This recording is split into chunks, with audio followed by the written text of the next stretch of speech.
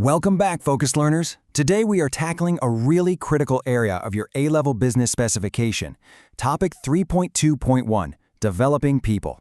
Now, it's incredibly easy to just look at human resources as administrative paperwork, managing holidays, sorting out payroll, things like that.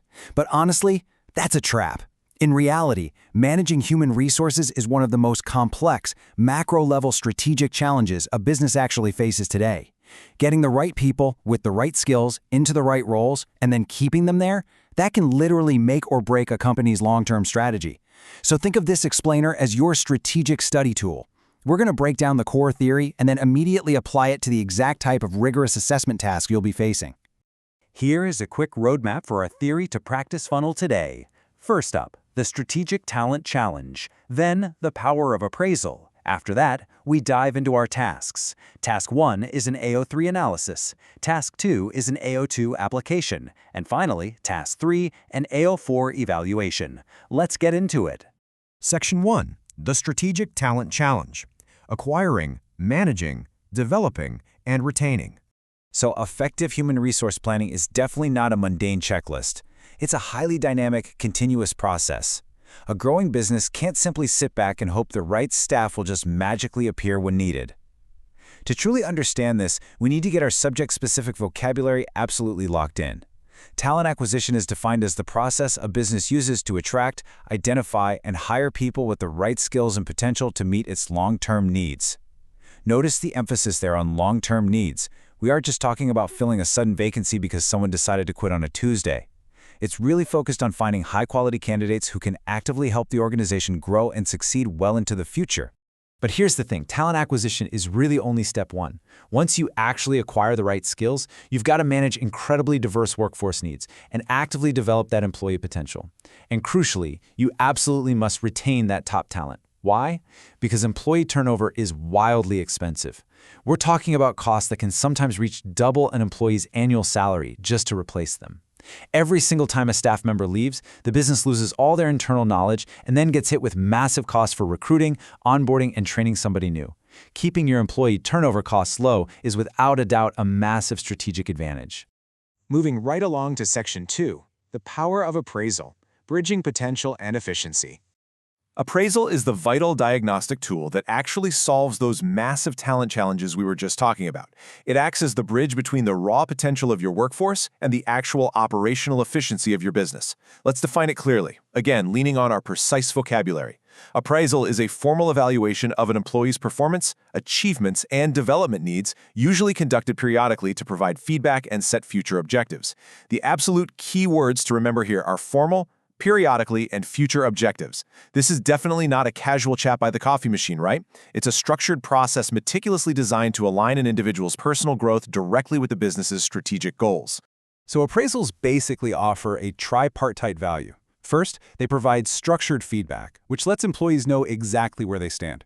Second, they identify very specific development opportunities, shining a light on skills gaps that urgently need training. And third, they increase employee motivation, often by tapping into higher-order psychological needs like recognition and personal growth. But as strategic thinkers, we have to keep a balanced view here. Appraisals do come with real challenges. They take valuable time away from core operational tasks, they can absolutely fall victim to managerial bias, and if they're handled poorly, like if the feedback is purely negative and unconstructive, they can actually severely demotivate your workforce. All right, Section 3, Task 1, AO3 Analysis, the Analytical Chain. Excellent! We've got our core theory down. Now let's step into a pure pedagogical role and construct a rigorous AO3 chain of reasoning. In an exam setting, AO3 is all about showing the clear, logical steps between a business action and its ultimate impact. Here's your prompt for Task 1. Analyze the chain of reasoning for how a formal appraisal system can improve a firm's operational efficiency by identifying skills gaps and increasing employee engagement. The real challenge for you here isn't just stating that an appraisal improves efficiency. It's about logically connecting the dots, step by step, all the way from that initial meeting to the final operational outcome. Watch closely how we build these analytical stepping stones. We start right at the source with the formal appraisal. Now, because this formal evaluation takes place, it identifies skills gaps in the workforce. Therefore, targeted training can be provided to address those specific weaknesses, leading to increased employee engagement as staff begin to feel valued and much more confident in their abilities, consequently resulting in improved operational efficiency. Why? Because a highly skilled, highly motivated workforce naturally produces better quality work with far fewer errors. Do you see how each step logically triggers the exact next one? That right there is the absolute gold standard for an AO3 analysis. Okay, Section 4, Task 2, AO2 Application, Retention Strategy. Now, this is where theory meets reality. We have to apply our knowledge to a very specific, challenging business context. I want you to imagine you're an HR consultant walking into a business that is literally hemorrhaging staff. Task 2 asks you to propose a talent retention strategy for a business experiencing high employee turnover, justifying why developing existing staff may be more effective than external recruitment. The context here is a full-blown retention crisis. So, let's weigh these two approaches against each other. Over on the right, we have external recruitment. When turnover is really high, a company's first instinct is often just to rush out and hire new people. But as we know, external talent acquisition is incredibly costly and notoriously time-consuming. Plus, there's always that lingering risk of a poor cultural fit, which means that expensive new hire might just turn around and leave in 6 months anyway. Now look on the left. Developing existing staff. Implementing a strategy that's based on job enrichment and targeted training tackles existing skills gaps directly. But even more importantly, it builds intense motivation and loyalty. When a business actively invests in its people, those people tend to stay, and they leverage their deep internal knowledge to make the business better. In a high turnover context, fixing the leaky bucket from the inside is almost always a superior strategy to just frantically trying to pour more water in. Finally, Section 5, Task 3, AO4 Evaluation, Evaluating Competitiveness.